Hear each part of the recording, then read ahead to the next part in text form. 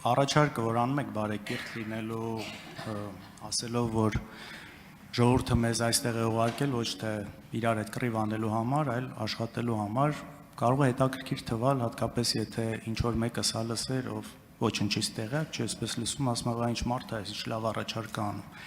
Հիմա եթե խոսում եք բարեկրթությունից, իմիջիալոց նաև ժողովրդի այստեղ մեզ ուղարկելու հետ կապված, թեկուզ այն վիճակով, որով ընտրությունները անցել են, մեր գնահատման բազմաթիվ խախտումներով եւ կեղծիքներով, այնուամենայնիվ նույնիսկ այդ ամենից հետո պատկերը այնպեսին էր, որ այստեղ պետք է լիներ 4-րդ խմբակցությունը, Բարգավաճ Հայաստան խմբակցությունը, որը ստացել էր այդ ձայները, որից ուղղակի գողացան։ Այդ մանդատները ուղղակի գողացվեցին, որպեսզի դուք ունենաք 3/5։ Հիմա ինչքանով է սա բարեկիրթ։ Այնուհետև Բարգավաճ Հայաստան կուսակցության նկատմամբ տեղի ունեցողը։ Ինչքանով է սա բարեկիրթ։ Գիտեք, այստեղ շատ իմ գործընկերներ Մեսրոպ Մանուկյանը, Արտուր Սարգսյանը նույնիսկ այստեղ չկալանքի մեջ է։ Ես նայում եմ Ուժեղ Հայաստանից Նարեկ Կարապետյան, Դավիթ Ղազինյան, Մամիկոն Ասլանյանով տարիներ շարունակ եղել է ապօրինի քրեական հետապնդման ու կալանքի մեջ։ Մյուսներին եթե մոռանում եմ, ներողություն եմ խնդրում, ու մնացած այլ մարդիկ, որոնք այս ամբողջ ընթացքում ենթարկվել են ձեր կառավարության կողմից այս ամբողջ խոշտանգումներին ու քաղաքական հետապնդումներին։ Հիմա մենք չենք կարող այս ամեն ինչից դուրս գալ այստեղ եւ մտածել, որ մենք այսպես ինչ-որ վակուումի մեջ ենք, սա ինչ-որ անկլավ չի այս ամեն ինչից դուրս։ Եվ սա չի կարող չանդրադառնալ։ Հիմա եթե ավելի կոնկրետ այս ամեն ինչին դուք ինչքանով եք համարում բարեկիրթ, ժողովրդավար, հատկապես եթե չեմ սխալվում ձեր կենսագրությունը ընթերցելուց, նաև եվրոպական գիտությունների, այսպեսի ինչ-որ բան կար, ինչքանով ասա ժողովրդավար, ինչքանով ասա բարեկիրթ եւ այս ամենի ֆոնին ձեր առաջարկը ինչքանով է անկեղծ ու իրատեսական։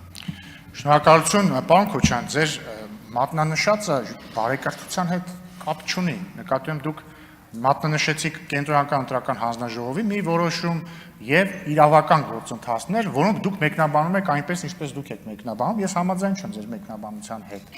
Բայց դա բարեկրթության հետ կապ չունի։ Ես չեմ առաջարկում համաձայն լինել ամեն ինչի մասին։ Ես ընդհանրապես առաջարկում եմ լինել բարեկիրթ։ Ես ձեր գնահատականների հետ համաձայն չեմ։ Ես կարծում եմ, որ Հայաստանում գործում է օրենքը եւ մեր իրավապահ մարմինները, դատական մարմինները աշխատում են համապատասխանաբար։ Իդեպ հետաքրքիր է, որ դուք քանի որ ձեր հարցի մեջ եւ բարեկրթության մասին խոսեցիք եւ քաղաքական ճնշումների, եթե ես ճիշտ եմ հասկանում։ Տեսեք, ըստ իս օրինակ քաղաքական ճնշումներ հիմա չկան, բայց ես գիտեմ ինչ է քաղաքական ճնշումը, որովհետև օրինակ 2008 թվականի մարտի 3-ին, երբ որ ձեր հայրը նախագահ էր, պարոն Կարապետյանի հայրը ՀՀԿ խմբակցության ղեկավարն էր, եթե չեմ սխալվում, մարտի 3-ին մեր դուռը ծեծեցին ԱԱԾ աշխատակիցները եւ սկսեցին մեր տունը խուզարկել, հետո հորս հրավիրեցին ԱԱԾ, ուղղակի հրավիրեցին, ինքը գնաց եւ այլևս չեկավ 3 ամիս, որովհետեւ իրան ձերբակալեցին եւ կալանավորեցին եւ մեղադրանք առաջադրեցին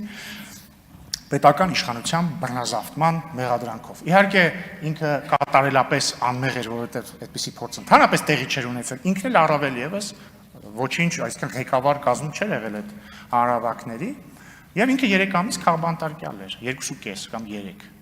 Եվ արդյունքում գործը փլվեց եւ կասեցվեց քրեական գործը, նա ազատ արձակվեց։ Ես գիտեմ, որ նա բռնաճնշում է։ Իսկ բարեկրթությունը նույնպես գիտեմ, որ նա բարեկրթությունն է, որ այդքանից հետո, այն որ ասում եք, չէ, բա մեր կանանավորված ընկերները, նրանց երեխաները, հայրերը, ես իմ 18-ամյակը դիմավորել եմ իմ հոր կանանավորված վիճակով։ Եվ բարեկրթությունն այն է, որ իմանալով որ ամենայն հավանականությամբ ձեր հոր ուղիղ հրահանգով է իմ հայրը ձերբակալվել եւ իմանալով որ պարոն Կարապետյանի հայրն էլ այդ ժամանակ իշխող ՀՀԿ խմբակցության ղեկավարն էր ես միևնույն է կարծում եմ որ ես պարտավոր եմ ձեզ հետ շփվել պարզ մարդկային պարկեշտության եւ բարեկրթության սահմաններում եւ իմ անհամաձայնությունը հայտնել նման ոճով շնորհակալություն արձագանք Տեսեք, եթե խոսում ենք 2008-ից կամ այլ թվականներից, կարող ենք նաև ավելի հետ գնալ 90-ականներից խոսել, երբ որ եթե չեմ սխալվում, ձեր հայրը նաև ազգային ժողովի փոխնախագահ ու տարբեր բաներ հիշել։ Իմ հայրն էլ վարչապետ էր։ Հիմա առանց մտնելու, իհարկե համաձայն չեմ այդ դիտարկման հետ, բայց առանց մտնելու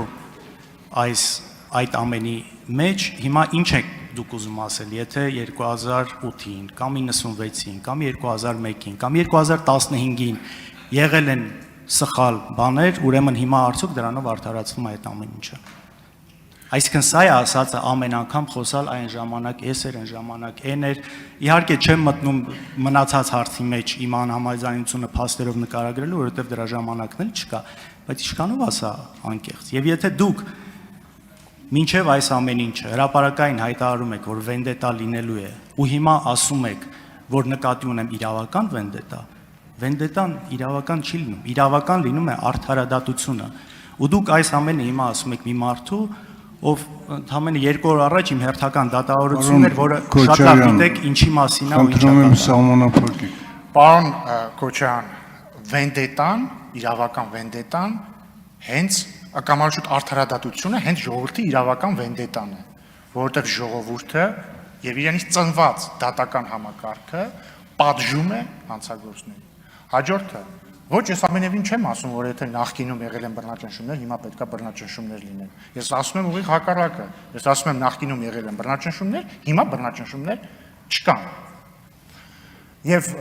չգիտեմ, ուղղակի նայեք, թե ինչեր կարող են ձեր խմբակցության անդամները խոսել եւ հարցնել ինձ, վարչապետին, մյուսին, ինչեր կարող են ասել եւ հարցնել մյուս խմբակցության անդամները եւ դուք կտեսնեք, որ Հայաստանը ժողովրդավարություն է, որտեղ գործում է օրենքը։ Մեզ մոտ ինչ-որ ավանդույթ է ձևավորված, որ եթե մարդ քաղաքական գործիչ է, բայց գործում է հանցանք կամ կասկածվում է հանցանք գործելու մեջ, ուրեմն ավտոմատ դա քաղաքական գործ է, չէ, դա ավտոմատ քաղաքական գործ չի։ Ես ուղղակի չեմ ուզում հանձնավորեմ, կարող ենք այս զրույցը հետագայում շարունակել։ Շնորհակալություն։